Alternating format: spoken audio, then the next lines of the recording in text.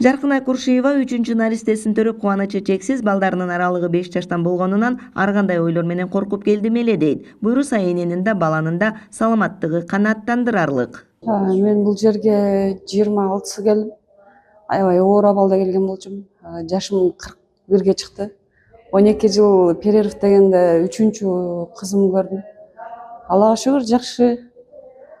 Медиктерге чоң рахмат. Мына ушундай жан сакчылар бар экен. Биздин өмүрүбүзгө өмүр кошулуп атат. Мен эми айтайын деген, ар бир үйдө бала күлкүсү жаңырап турсун, энелердин жүрөгү жылуу болсун демекчимин. Базаркоргон райондук аймактык ооруканасынын төрөт бөлүмүндө жылдагыдан быйыл шарттары жакшырган. Ара төрөлгөн ымыркайлар үчүн 4 ИВЛ аппараты бар. 2 СИПОП аппараты жайгаштырылган. Жандандыруу бөлүмү 5 орунга ыңгайланган. Жетишсиздик жаралган кезде облустук төрөт бөлүмүнө жеткирилет. Ара төрөлгөн, ай күнү жетпеген балдар жатат.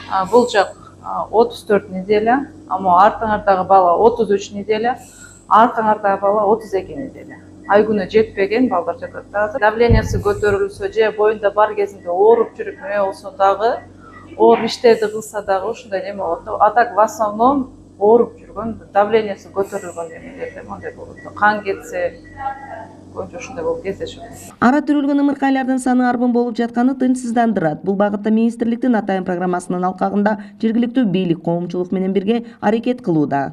24-жылдын 4 айында караганда быйылкы 25-жылдын 4 айына 26 ымыркай баланын өлүмү аскарталды. Бул көрсөткүч 2,4 промиллеге, башкача айтканда 16,6%га төмөндөдү. Жаңы төрөлгөн ымыркайларды эне баланы коргоо шарттары мамлекеттик деңгээлде колдоого алынып келинүүдө. Жалал Абад облусунда 75 орундуу перинаталдык борбордун курулушу да жүрүп жатат.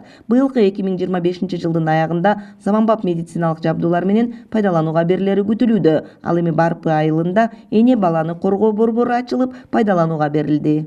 95 бала каза болгон. Былтыр болсо ушул 4 айдын 121 бала каза болгон. Бул демек 26 ымыркай азыраак каза болуп атат десем жаңылышпайм.